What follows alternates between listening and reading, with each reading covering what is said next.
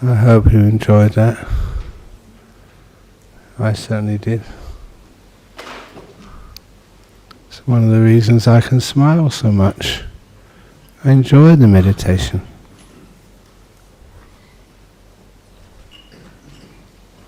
So for those of you who want to go to the toilet or something, or if you want to move inside, most welcome. Or if you need to go somewhere else. And then we can start this evening's talk. Now, as you all know, I give so many Dhamma talks in my life. The first talk that I ever, big talk that I ever gave was on the full moon day in February in Thailand. It was called Magha Puja. Any Thais here? But anyway, on that day, that we would all go, on the full moon day, we would all go to Ajahn Chah's monastery, and he would give just a really big talk. But sometimes that he would look down the line of monks who'd come to the temple on that full moon day. He would scan their faces, and I was told that if his face stopped at yours, you'd have to get up and give the talk. It wasn't just a few hundred monks, it was a few thousand lay people who went to the temple on that night, the full moon night of May. So when he started looking down the line of monks, he got to my face and he moved past it. I did a big sigh of relief. And then his face went up again to mine and stopped. Brahmavamso! That's my full name, not just Ajahn Brahm. I wasn't an Ajahn then, only 4 years as a monk. Get up and give the talk. And that was on an important day of the year, the full moon day of February, which was the next in importance, to something like Wesak. And I had no choice. And it wasn't just a talk, it was a talk in Thai. And I had learnt enough Thai to get by, but this was a whole talk to many, many people. But one thing I always remembered was the training which someone like an Ajahn Chah had given me. And that training was, let go, just go up there and do it. It was his fault. If I made a mess of it, it was not my fault. He told me to go up and give the talk. He should have known better. So that meant you could relax and enjoy what you're about to say. And one of the little sayings which I gave there was, it was a little Jataka tale which I always loved on the full moon night. And I was telling that to the people whose house I went to dana to today. And some of the monks said they hadn't heard that before. So I'm going to say it again now to you. That on a full moon night, so many centuries ago, there were these three animals. It was the otter, the jackal, and the hare. And they were three really good friends, even though they were different species. They were such good friends that they made a vow to try and keep a religious lifestyle on the full moon nights, only once a month. And so when it came to this full moon night, one part of their vow was, to keep their 5 precepts, not killing any living being, not stealing, not committing adultery, not lying, not taking alcohol or drugs. They were trying to be good for one day of the month. And they also made a vow which would be very common in Indian culture. If you see any sadhu, any holy person, man or woman, he'd always help them by giving them some food. And so, according to this tradition, there was a heavenly being. It was actually Indra or Sakka, who saw them and thought, are these animals really serious? So he took the form of, say, a holy person with an alms bowl, walking on his arms round. And when these three animals saw, like a monk, on arms round, they felt compelled, they had to give him something. I don't know what it is, but many people have that kind of compulsion. And if you see a monk on an arms round, you want to give him something to eat. I remember that happened when we had one of these conferences over here in Perth. And one of the monks, decided he wasn't going to take the food which was offered in the conference room, nicely cooked food. He brought his bowl and he went for alms round in the city of Perth, along St George's Terrace. And no sort of warning to anybody who was going to go. He told me, he said, look, I want to just see what happens.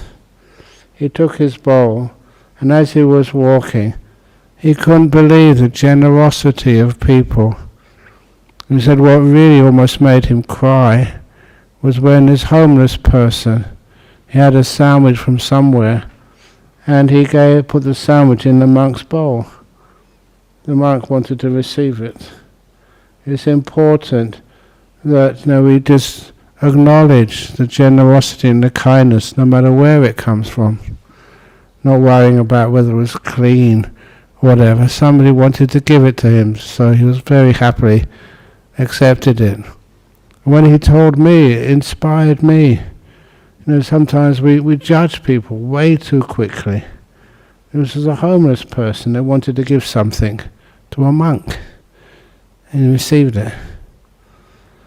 And anyway, that was just like these three little animals. And so the otter thought, what can I get for food for this monk? I can't fish on this day because he was keeping the 5 precepts, not killing.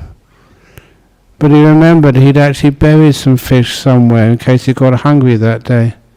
So he dug up that fish, washed them, and offered it to the monk. The monk gave him a blessing. The jackal, what can I give to this monk? And so he went into the village and he found some food which was still good, but had been sort of thrown away. And he did something which, as a monk I know, if you find something which you think has been abandoned, you don't just pick it up and take it if it has no owner. You make a statement out aloud. Does this belong to anybody? You repeat it another 2 times. Does this belong to anybody? Does this belong to anybody? And if nobody claims it, then it's yours to take. So he took some food and gave that to the monk. That's how he got that food. And it came to the hare's turn. And the hare thought, well, I can get him some food. And so he started picking some grass, which is what hares, rabbits eat. And then he thought, no, hang on. Human beings don't eat grass. So he said, I can't give him some grass. What can I give him to eat? And this is my vow. So the rabbit found a big pot and some sticks, filled the pot with water, lit the sticks underneath the pot, and started boiling some water. And as the water got very close to boiling very quickly, then he made a vow. His vow was a warning to all the bugs who lived in the fur of the hare, just depending on its blood in its skin to bite him. And he said, little bugs, please leave my skin now. I'm soon going to jump into this pot and boil myself to give food to this monk.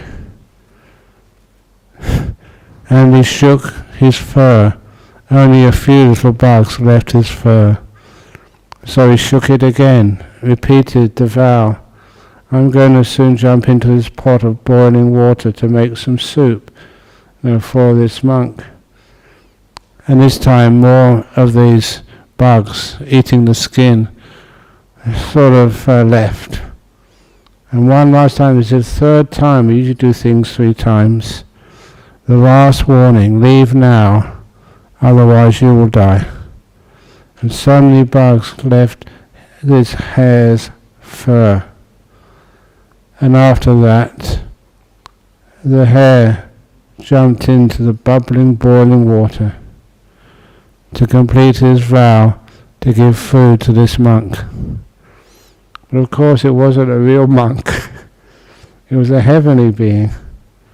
So as soon as the hare jumped in to the pot of boiling water, the water turned cool, and the hare didn't die at all. It was just like jumping into a bath. And the hare was really surprised, and the monk then revealed himself to be from some heaven realm. And he said, all 3 of you have done extremely well, at great risk. You managed to keep your vow.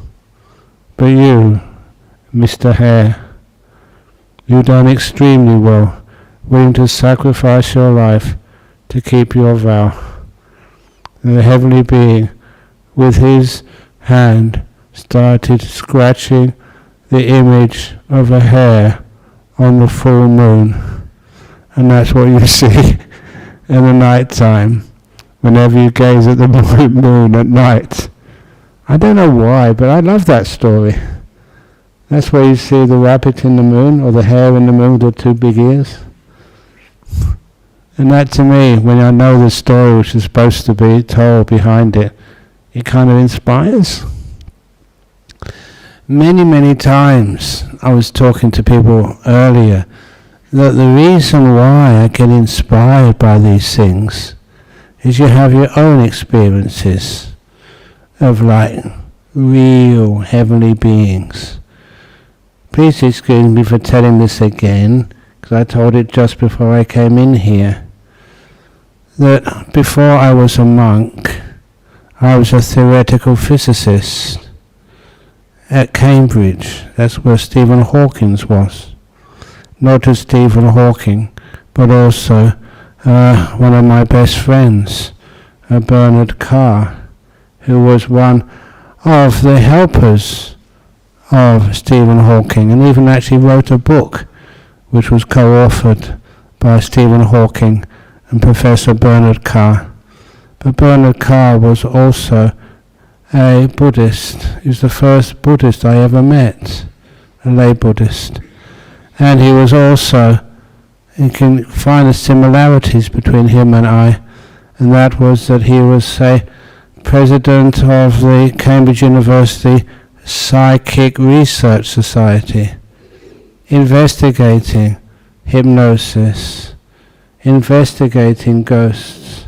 We'd actually go searching for ghosts, not scared of them. We want to investigate them. We had a training in science. We want to get some evidence for them. And I kept up with that part of my academic training when I became a monk. You've already seen plenty of ghosts, so I've got no doubt of their existence. See them. But not just that, they're heavenly beings. So on this one occasion, which I just told an hour ago over in the reception area, I was what we call on Tudong, which where you went walking through Thailand and carrying everything you owned with you. That was such an amazing sort of experience. I always remembered everything I owned in the world I was carrying with me walking. And of course it got less and less and less as I continued my journey. And it was such a wonderful feeling. You could sleep anywhere in the paddy fields. They had a cloth you can put down, another cloth you can put under your head, a mosquito net to keep the bugs away from you. And you didn't need very much at all to live, to exist. And seeing how homeless I was at that time. I was literally homeless. I didn't have a place to stay. But I knew I could always get some food somewhere. If I got into trouble, there's always many villagers could help me. It was a wonderful feeling of freedom. I had food for tomorrow morning in the next village. You know, you had a place to sleep. What more do you want in life? No money, just my robes. You know, I could walk in any village on arms round and they would recognize me, the tradition of being a wandering monk. But then one day when I was walking up in the mountains, I noticed that my feet were swelling. And to me I was warned, that's a sign of food poisoning. Either I got that one wrong. A sign of suffering from almost a heat stroke or from dehydration. I don't know, the doctors say if your feet really swell, it means you haven't got enough liquid in you. And because I was walking in the mountains, I had no source of water. The water in my flask had all been used up. And so, what do you do? And when I got to a ridge in the mountains, I noticed in the valley there was a village, down in that valley. And I noticed the village would always have a general store. I've been in Thailand for enough years at this time to know just what they would be selling in that general store. One of the things they would sell, which often if you were really, really thirsty on a hot day, whoever was accompanying you or driving you would stop and get you a Pepsi. I never really liked Pepsi, but it was what they would give to all the monks, if they were feeling thirsty. And so I made a resolution. I wanted to make a test for the heavenly beings. It was my tradition to ask them, if you really are there, if there really are heavenly beings, and they can hear me, can I please have a Pepsi? I was a good monk, and I was really thirsty, dehydrated, and a bit concerned about my well-being. And so that was my determination. When I went into that village, you don't go looking around and asking people. I wanted to make this a real proper test. When I went down into that village, I walked like you walk doing walking meditation. My eyes were just looking a body length in front of me, never to the left, never to the right, not saying anything, not speaking, just walking silently through their village. I could see from the corner of my eye walking past the general store. And as I walked past it, I never said anything, and the people in the general store never said anything. I was walking quietly, never making any noise, never asking for any attention. And I thought straight away, that was the test. The heavenly beings failed it. And as soon as I thought that, then I heard this sound behind me. Someone was running behind me, and they said these words, Nimon Krap. Nimon Krap was the Thai way of making an invitation to someone. They wanted me to stop so they could offer something. In Thailand, that's how they would stop a monk if they wanted to give him something. Nimon Krap. So I stopped and looked round, and of course what I saw was an open bottle of Pepsi Cola. The guy wanted to offer me. Never asked me if I wanted anything. Never asked me if I liked Pepsi Cola. he just wanted to offer it to me. Now that was just kind of coincidence. But then another man ran up, Namo Krap, with a second open bottle of Pepsi Cola. And then a lady ran, Namo Ka. That's the way the ladies make invitations, not crap, but car. And so she had an open bottle of Pepsi Cola which she gave to me.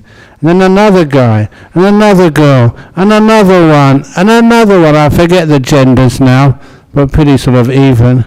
Until I had 9 bottles of Pepsi Cola opened, presented to me. And I put them on a bench. The 9 of them, counted them all. And for those of you who have ever visited Thailand, what is the lucky number in Thailand? 9. Because the word 9 in Thai is Gao. And Gao is also the same word for moving forward in life. Gao Na. Prosperity, forwardness. That's why it's always recognized as a Thai lucky number. Number 4 is supposed to be very unlucky, because that is the nickname for death, which is why if you ever go to Thailand, you'll never have a hotel 4th floor. Same over in the West. 13th floor? Do they have 13th floor in hospitals? No way. But they have lucky numbers, and so I put those bottles on the bench, sat down, I looked at them, and I actually said, okay, heavenly beings, you win. You know you are there, you're looking after me, thank you. Only ever happened to me once, never again. There are such things as heavenly beings who do look after you if you deserve to be looked after. So often, you know, that what we have kind of achieved over so many years of starting a Buddhist temple, monasteries, over here in Australia. How come we've had so much success over all these years? It's not just good fortune. Other beings can assist, help, look after. We make use of that very often. I also told a story which always inspires me, I hope it inspires you, of our nuns' monastery. Did the nuns come here last week to give the talk? They did? Was it a good talk? Was it inspiring? We actually see here in Perth fully ordained female monastics. Where did that come from? I had to fight for that, literally. Not with my fists, but argue and argue and argue and argue. And once we had bhikkhunis, we had to have a place for them. And the place for them, we were looking all over the area for a good piece of land to build a nuns' monastery. Eventually we got Dhammaloka nuns' monastery, and I love repeating to you the story of that, how it came about. And just one day we were looking all over the place, and these 2 very good people, Ron and Bianca. You may remember Bianca. She used to, be the manager of the retreats at Jhana Grove. But before then, she was making sure she would help us in any way which we required. She was helping looking for a piece of land for the nuns.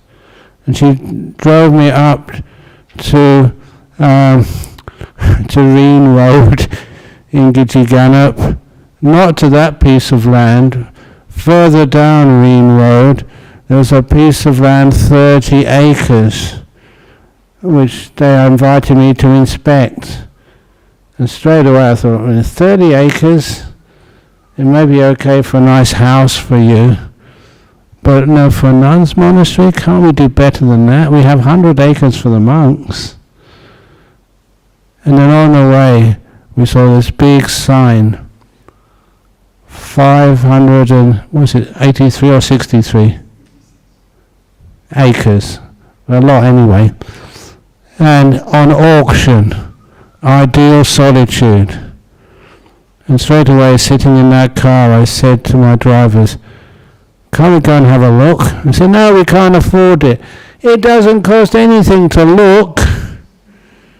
And so I argued. And on the way back, after seeing this 30 acres of flat land, not inspiring at all, we went in there. It was on auction. And so I thought, wow, this is really nice.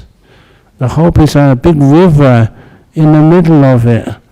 A big area, for a future community for bhikkhunis. And I said, yeah, it's nice, but we won't be able to afford it. I love it when people say things like that. They try to put you off. And so, anyway, it's going to be on auction. So we found out how much we could afford. And the amount we could afford at that time was only, without borrowing money, 600,000. This was, how many years ago was that now? Almost 20 years now? And so we told the person who's doing the auction for us, he's not here today, but that's Eddie Fernando. And I've got a lot of gratitude for him, what he did. He didn't follow instructions. Thank you, Eddie. He followed inspiration. And that's obviously what I do all the time. Follow inspiration, never logic. So anyway, we went to the auction. Went there a couple of hours earlier. And I was with, if you remember Ajahn Brahm, he came for a visit recently. That's why I always got a lot of gratitude to him as well. He came with me early to do some chanting. And my goodness, I chanted till my throat was sore beforehand, getting all heavenly beings on board. And when the auction started, Eddie Fernando bid the 600,000, our limit. And somebody else put their hand up, 625.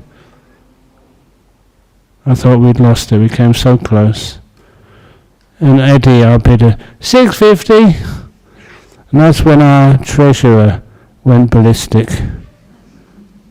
If you're a treasurer, you feel you got to, be responsible. That's why, is our treasurer, pays, yeah. Please, pay, be irresponsible. You got my full permission for that. Have the confidence and the faith. And at that time our treasurer, not pay, but somebody else, didn't have that confidence. But he bid 650, Eddie, and it passed in at 650. That was the reserve price. And that's how we got Dhammasama. Didn't really have to worry. And that's a huge success. We have a monastery for women. I hope you've all been there. If you haven't, please just drop in and have a look. It's a gorgeous place. Huge future. When we got it, I think somebody's told me that is the same size, or roughly the same size, comparable to the Vatican in Rome. So I've got big plans for that place. It'll take many 20, 100 years or whatever. But, looking for that future. That is the kind of thing which I love. And the other thing which I love, the topic which I was said I would talk about today, the other Eddie Ku in front of me, saying those words in front, they're still there, make peace, be kind, be gentle. He said they're very popular now. I don't know why I'm just saying it now, because all that is a translation of the second noble truth of the Buddha. The second fact of the Eightfold Path of the Buddha. That's what we're supposed to do. make peace, be kind, be gentle. And to me that was important, because when I first started studying Buddhism, I knew that kindness was important. Where actually is it in the Buddha's teachings? It's in the second factor of the Eightfold Path. Well, I want to do that again. The second factor of the Eightfold Path, not the Four Noble Truths, the Eightfold Path. And that was such an important part of how to meditate. This is what we're supposed to do. Make peace, be kind, be gentle. And if you follow that as a core instruction of meditation, it's amazing how powerful that is, and how that makes the meditation way more effective than you thought before. Make peace. How do you make peace? You don't run around, you don't tense up your mind, you don't want lots of things. You relax your body. That's the first thing I ever do when I sit down to meditate. Relax my body totally to the max. If I find any tension anywhere, I focus on that part of my body and loosen it up. And this is where you have many, many wonderful side effects.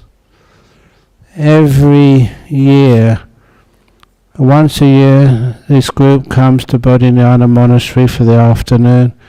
Once a year I go to their complex over in Cottesloe.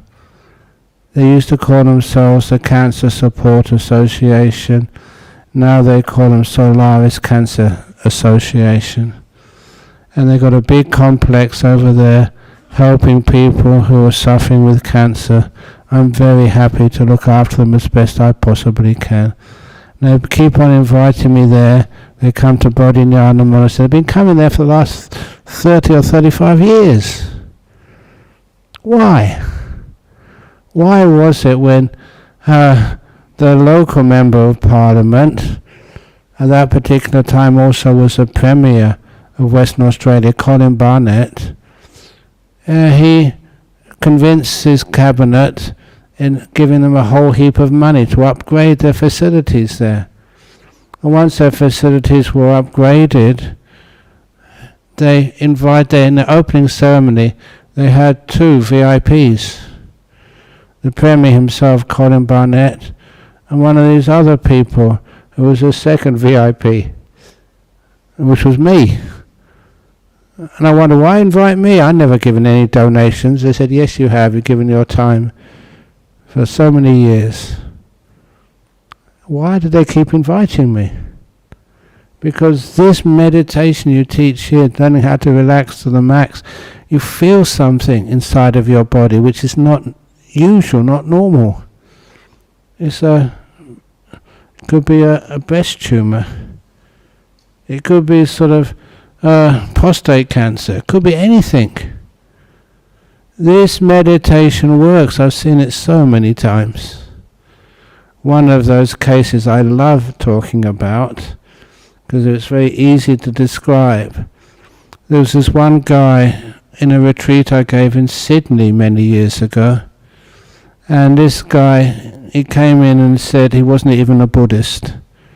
He's come on my retreat because he had a huge tumor in his sinuses and he couldn't breathe through his nose, and doctors had given up on him. He tried every treatment, nothing worked. Stage 4, only a few months to go before death. So that's why he wanted to try meditation. And everybody knew he wasn't imagining, or because he couldn't breathe through his nose. During the meditation he was making a huge amount of noise. Breathing through his mouth. And people complained. Really silly. They said, can you please tell people to breathe quietly? He had a sinus in his, had a tumor in his sinuses. He couldn't breathe. And so I was very impressed. Everybody who was on that retreat, they stopped complaining And they gave him so much kindness and compassion. I apologize that I complained. Thank you for being here. And so 9 days he was making a lot of noise. The last day, and it always happens on the last day of a retreat, of the amazing events. The reason is because you give up hope. You stop trying. You let go. You make peace. Be kind. Be gentle. It's amazing how people don't do that. They want to cure things rather than being kind and being gentle. They want to get rid of things using force. They don't make peace. They make war with the cancer.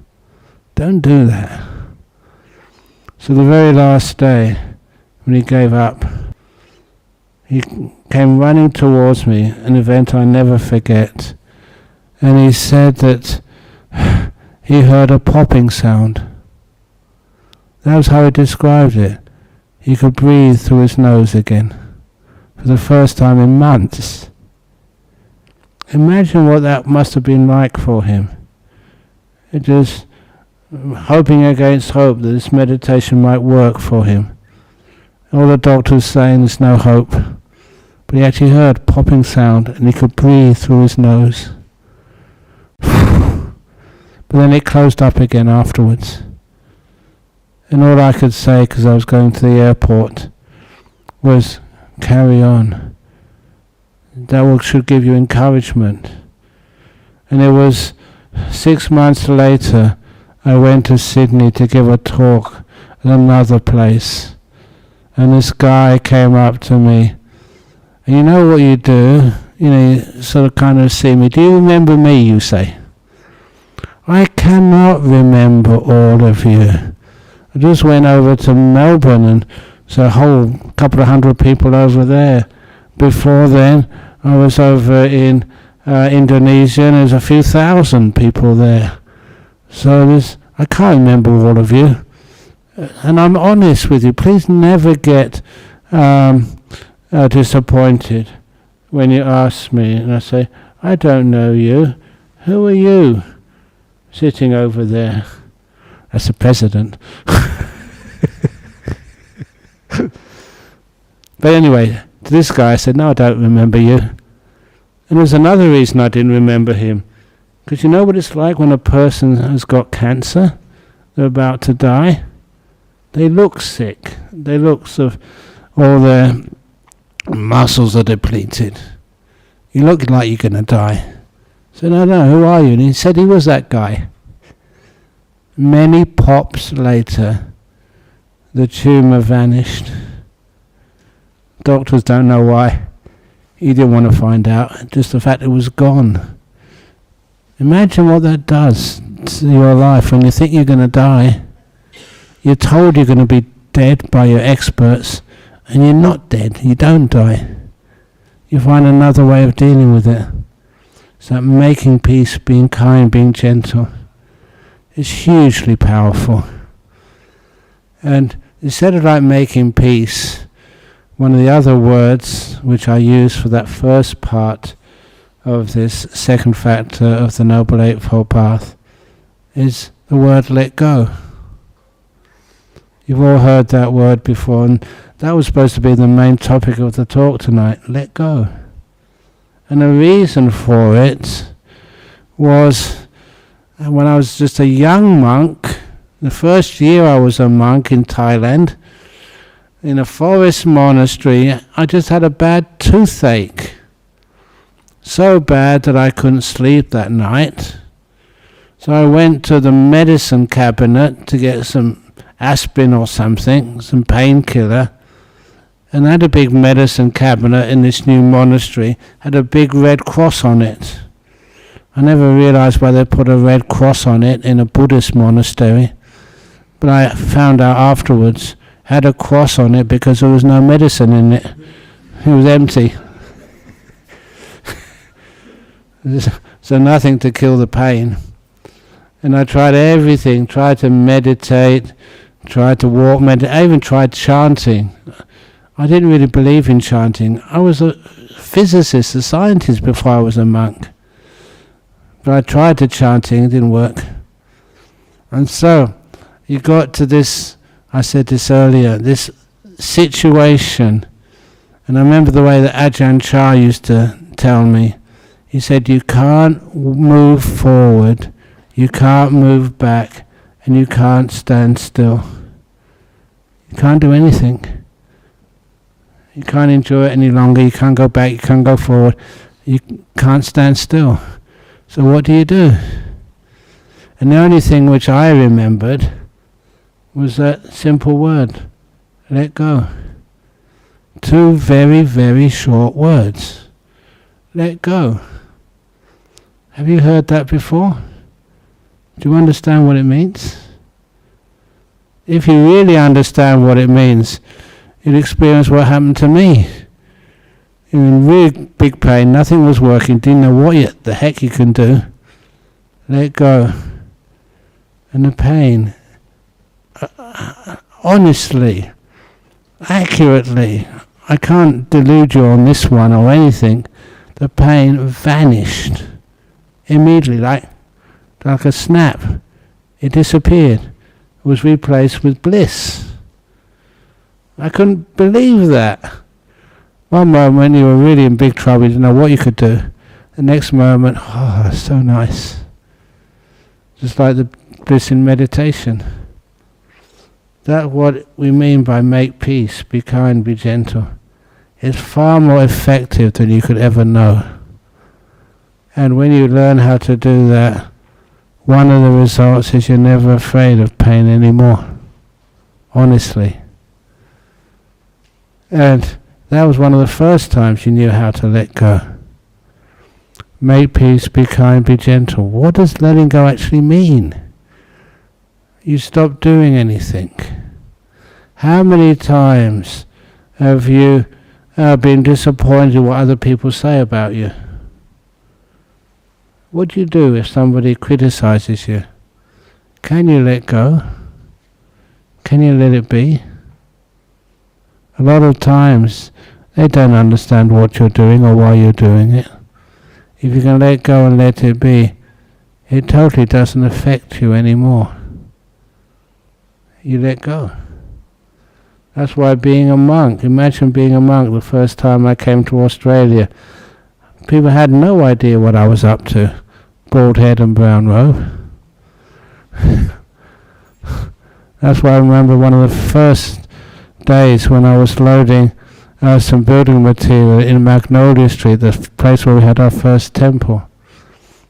This 13, 14-year-old girl in the house next door came up to me and she put her hands on her hips like this and she said, "You're dressed like a girl, that's sick." You know what I did? I burst out laughing. I thought it was one of the funniest compliments I've ever had in my life.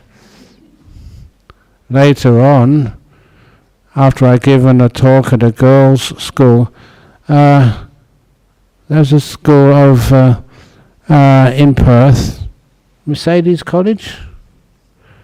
But anyway, I gave a talk there. The next day I was doing some other business in the middle of town. And a couple of those girls I talked to came up to me and said, how are you today? And I said, they said I'd given a talk at their school the day before. And I said, "You remember me?" And they said, "Yes, of course, we'll never forget you. How can you ever forget a person called Ajahn Brahm?" And I said, "There's an M on the end." They were teenage girls having a bit of fun. I enjoyed it and laughed as well. But anyhow, when you don't worry what other people think of you, you can really relax to the max. You can let go. And you can be more at peace with yourself and the world around you. You can sleep well at night. Who are you trying to impress in your life? If it's not another person, a lot of time you're trying to impress yourself. A total waste of time. Let go. What are you afraid of in life? Don't need to be afraid of anything. So many people have told me they should be dead by now. They're not. They're still alive. Don't just believe what the doctors say. The doctors are good, they can help, but sometimes they can scare you to death. Can I let you know that on the... yeah, why not? On the AGM, one of the points we will have to discuss, because it's on the agenda, is that our committee members are concerned that I am very popular in the world, and if I get very sick and die, am I going to die? Of course one day, but not today. Or not this year. But anyway, when I do die, they're worried about how can they handle all the funeral arrangements. So they want to have a subcommittee formed to actually to have a funeral plan.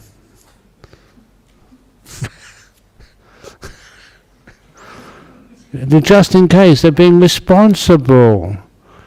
So on tomorrow week, they're going to have a discussion about Ajahn Brahm's funeral plan. Is that a good idea? I thought I wasn't involved. I suppose I have to be somewhere. But one of the things which I was impressed with, already we've had so many funny stories about that proposal. It's caused so much laughter and so much jokes that I'm quite interested into hearing some more jokes about my demise. But one thing which I did notice, and I told them, I said about in Bodhinyana Monastery, no monk has died for forever. For all the years we've been operational, no monk has ever died there. So it's going to be not that easy to get rid of me.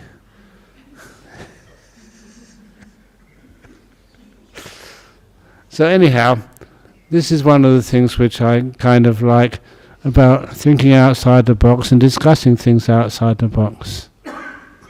And we can have a vote, if you like, on the AGM. Is Ajahn Brahm allowed to die? And I will be obedient, follow the committee, and if you say no, he's not allowed to die, okay, fair enough. I'll behave. So anyhow, in all of these stories about unlikely to die, because you know how to let go. When you let go, it's amazing the health power that gives you to relax, literally to relax to the max. In all the times that I've been alive as a monk here, that is my most important medicine, not just when you have a little toothache, but when you have, I remember just the food poisoning, when you had scrub typhus. And the only other time I've been in hospital here in Perth since I came here to be a monk, I never know exactly what the disease was that I had, but I just lost all my energy. And one of our members, he was actually a committee member as well, he was a doctor. So he said, I'm a specialist, I'm in one of the hospitals close by in Rockingham. He said, I can get you admitted there just to give you a good checkup. So I went there and he admitted me for 6 days. And I was in a ward with 3 other men and had my name, Ajahn Brahm, and his name, the doctor, Dr. Mendes, and his speciality. You know what his speciality was? Dr. Mendes, gynecologist. So I was in that hospital under the gynecologist. I think that cured me more than anything else. Or the laughter when people came and saw this monk admitted under a gynecologist. I never gave birth, but I walked out of that hospital totally recovered afterwards. Sometimes that happiness and the laughter, that's one of the best health benefits you can possibly have. So anyway, I've talked for a long time, again as usual. Hopefully you enjoyed some of that talk, and hopefully it will give you some confidence never to be afraid, and learning how to make peace in your life, be kind, be gentle, and that will keep you living for a long period of life. And it's also you know how to let go, which is what that means, make peace, be kind, be gentle. Let go of worry, let go of concern, let go of your fear of the future, let go of being a prisoner of your past. I love that idea, prisoner of your past. What did you do in the past? What happened to you? Can you let that go and be free? No fear of the future. If you can let go of fear of the future and being a prisoner of the past, wow, that will keep you really healthy for such a long time. Thank you for listening. Sadhu, sadhu, sadhu, sadhu. Okay, any questions, comments or complaints?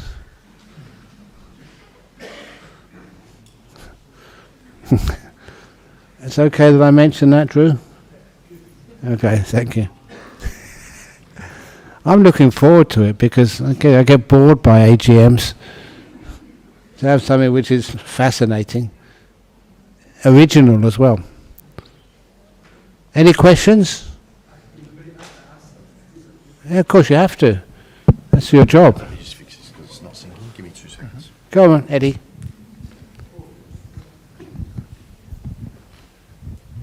No, it's coming. Faster, faster. We'll have to pay for you to get more exercise. Yeah, go on. Ajahn Brahm, thanks for the deep talk tonight, Deep? Very deep. Yeah, as you talk, I was wondering myself, my practice, okay.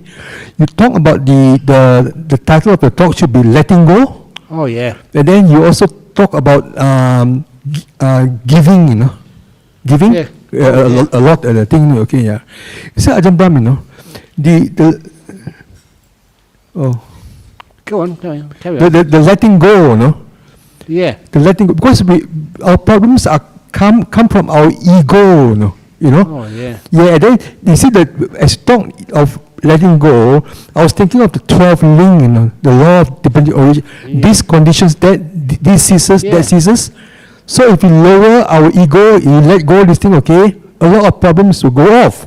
Indeed. That is one thing, okay. The other one is let go is lowering our ego, and then the other one is giving, Giving me, you're letting go of the negativity yes. and giving out, So it's a complete healing thing, Yeah. 2 ways, And go, ego, she go, we all have to go. Yeah, it's a healing thing. That's indeed. what you're saying about the how like the person with the nose, the cancer, all that's how there's a lot of like a energy in us, like protons, electrons, or what you call that, the thing that works, Oh, yeah. all these things, which we are not aware, Once we can tap the right thing, this thing, then we can heal ourselves. Yeah. It's amazing what you can do. And that's why I like giving examples of how so many people do heal themselves. How? It happens, can be done, so do it. Okay, here we go. Thank you. I can't sit or walk long enough to meditate and have to lay most times. Please tell me how to meditate best like that. Can I still go deeply? It's not the same. Yes, you can go deep. That's what I proved for myself. I had scrub typhus about 3 or 4 weeks, and then I was laying on the bed in a hospital, really weak, really sick. I think I had a fever at that time. And then I managed to get into a deep meditation. My posture at the time, it was just how my body could be as comfortable as possible. And for me, you've seen people in hospitals and fevers, or even when you're pregnant, what you do is you're 1 foot this way, 1 foot that way, an arm over here, an arm over there. When I came out of that deep meditation, I was really surprised. And I looked at my body. I'd never seen a posture like that in any book at all. You ask any so-called expert and they say it's impossible to get into deep meditation like that. No, it's not. I did it. And that was so powerful. The posture is just how you can be comfortable. So your body can relax as deeply as it can, and you can let the body totally go easily. And I know that's true. So yes, you can't sit or walk long enough to meditate and have to lay most time. Lay as comfortable as you can, and then do the meditation. Let go of your body and get into a deep meditation. It can be done, no problem. Second question, I experienced a lot of trauma growing up. It's hard to have faith in any spiritual paths. I start to question if this is true. Why did it let all the bad things happen? Tomorrow that we're going to be talking about safe Buddhism. It is a problem which, is important to me, to make sure that we don't have any trauma in any sort of spiritual path at all. It doesn't belong here. So we want to make sure that you have confidence. If you've had any trauma with any monks or nuns here, please let us know. Don't hide it. We're confident enough here that investigate if you wish to. On all the years I've been here, I can say I've been a good monk, never sort of harmed anybody, never sort of forced anything on any one of you. The way I teach, I hope that you understand and you appreciate, is with kindness, never with force, never with shouting at you. And how many times have I shouted at you, Venerable Patipada? Honest? And I'll really shout if you don't be honest.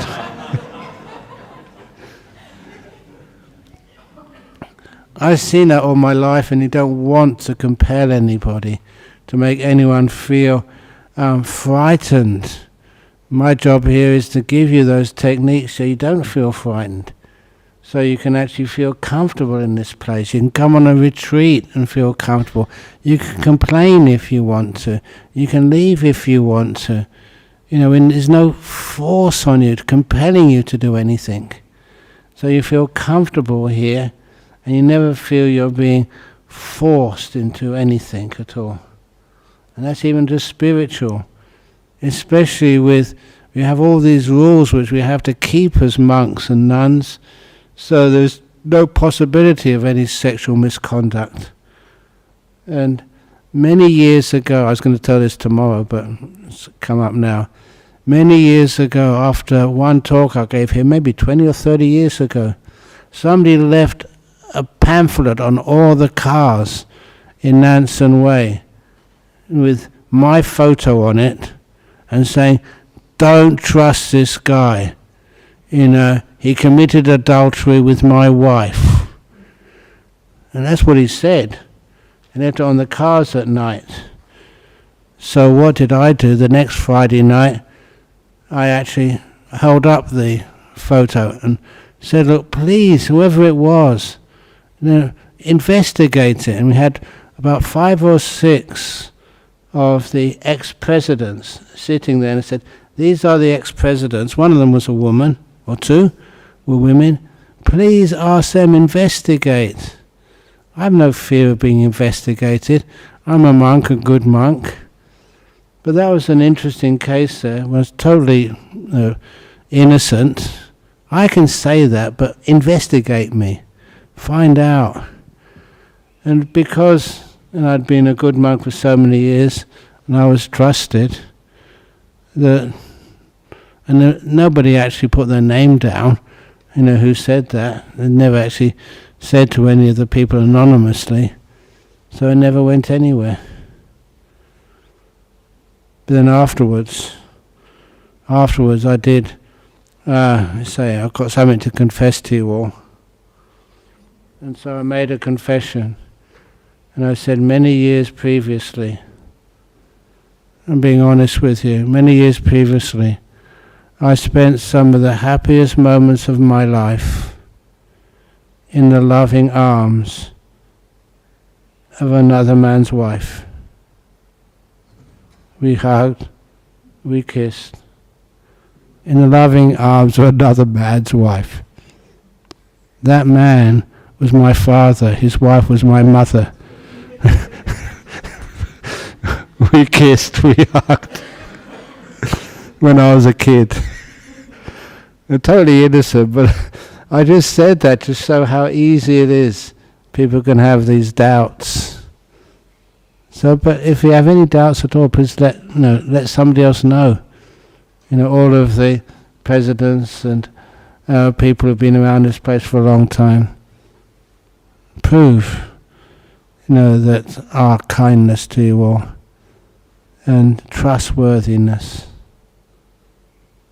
Does that make sense to you? So, please, that's why we're having this series of seminars. What you can do, if you have any Buddhist organization which you have doubts you're being abused. The next question.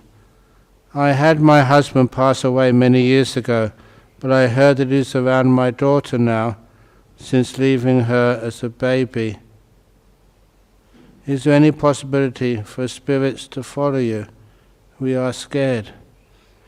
Usually the spirits, the ghosts, will only last, for a few years. And the ghosts don't live forever. And a lot of times the spirits or a ghost, they will only hang around because they are suffering. So all we really need is actually to give them some kindness. We usually do that with some chanting, and to share merits with them. All I've ever found with ghosts, spirits, is they just want some reassurance and some good karma so they can leave the spirit world, which is not happy, and get a good rebirth. It's wonderful when you can do that. They don't last that long. And they wouldn't follow people. So it's very unlikely that that's happening. They can't follow that long. Nothing to do with them anymore. So just, if you even give me their name, and I'll do some chanting for them, share some of my merits, which are quite considerable, give them to them. Come on, just leave this realm, get a nice rebirth somewhere. Don't make more bad karma and harm other people. Does that answer the question? Okay, thank you. Okay, so it's now 5 minutes past 9. So anything else? No, good. Okay, did you have a question or just... I'll put your hand up. Okay, so now we can bow 3 times to Buddha, Dhamma and Sangha, and then you can go home. But please, if you have any spirits following you, leave them here. We look after them.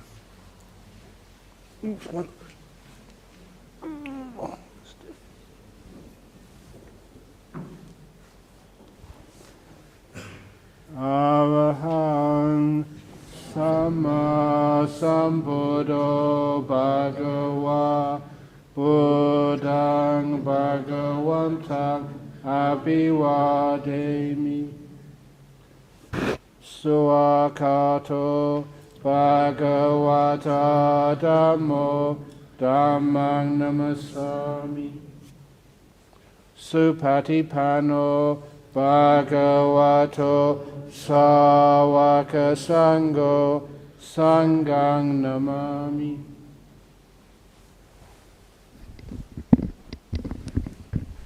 You don't bow to me, they don't bow to us. Oops.